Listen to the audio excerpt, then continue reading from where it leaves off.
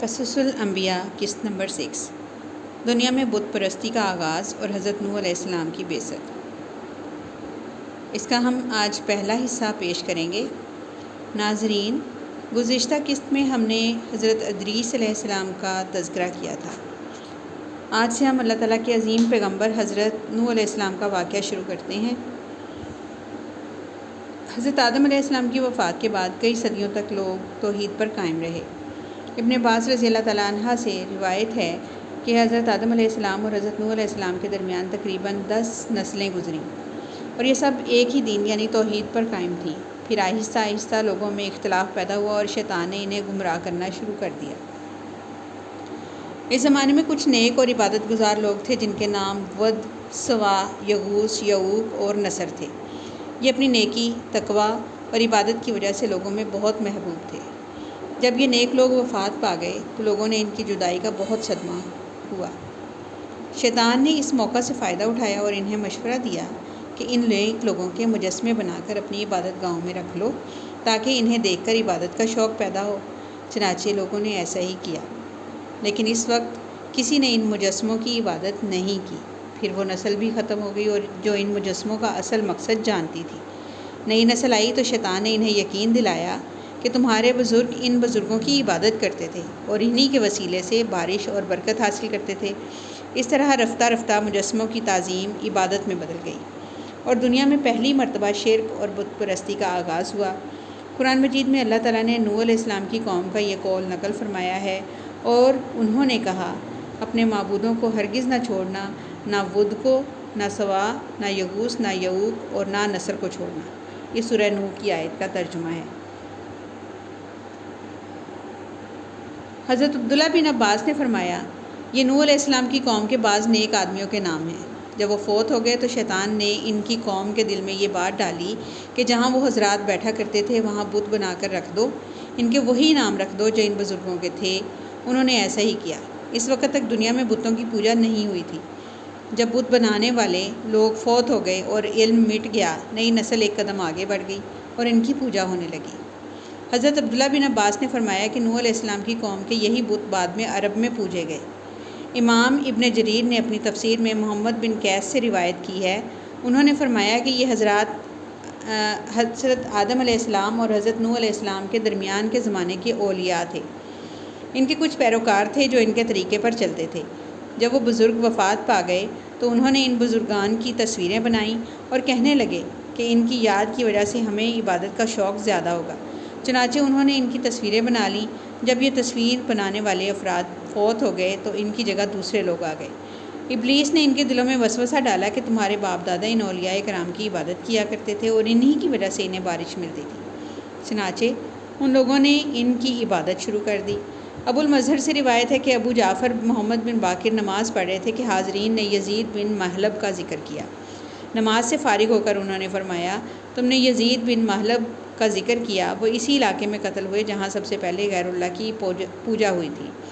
انہوں نے ود کے بارے میں فرمایا کہ یہ ایک نیک آدمی تھا جو قوم میں ہر دل عزیز تھا۔ جب وہ فوت ہو گیا تو لوگ بابل میں اس کی قبر پر بیٹھ گئے اور بہت زیادہ غمگین ہوئے۔ جب ابلیس نے ان کا غم دیکھا تو انسانی صورت میں ان کے پاس آ کر کہنے لگا، میں دیکھ رہا ہوں کہ تم ان صاحب کی وفات پر بہت دل گرفتہ ہو، تو کیا تمہیں میں ان جیسی ایک صورت نہ بنا دوں جو ان کی جگہ رکھی جائے اور ان کی یادگار بن جائے؟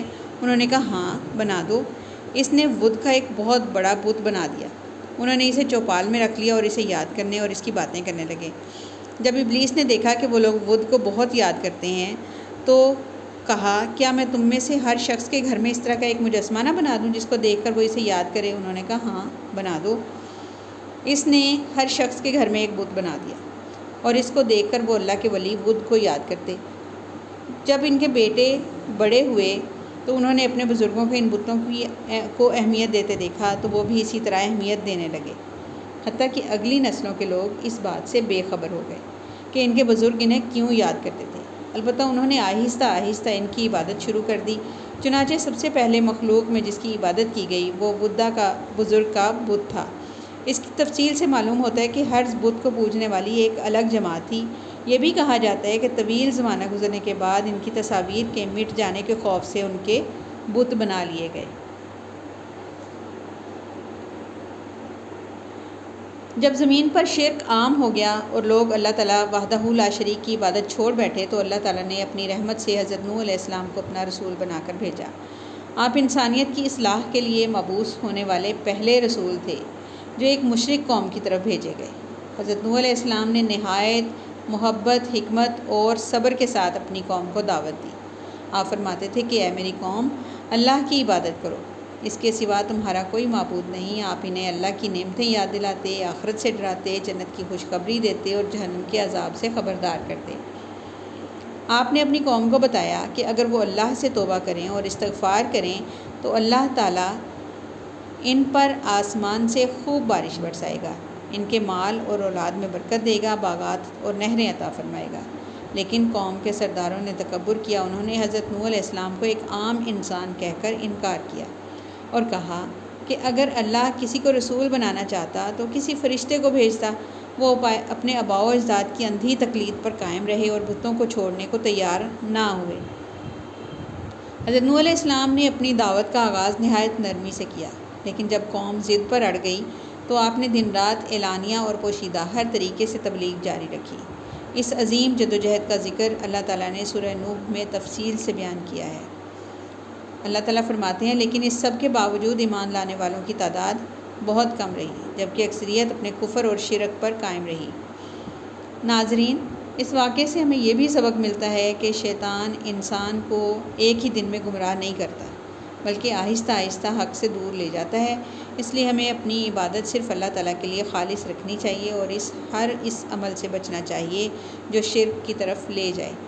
انشاءاللہ اگلی قسط میں ہم دیکھیں گے کہ حضرت نوح علیہ السلام نے اپنی قوم کو صدیوں تک کس صبر اور استقامت کے ساتھ دعوت دی اور قوم نے ان کے ساتھ کیسا رویہ اختیار کیا۔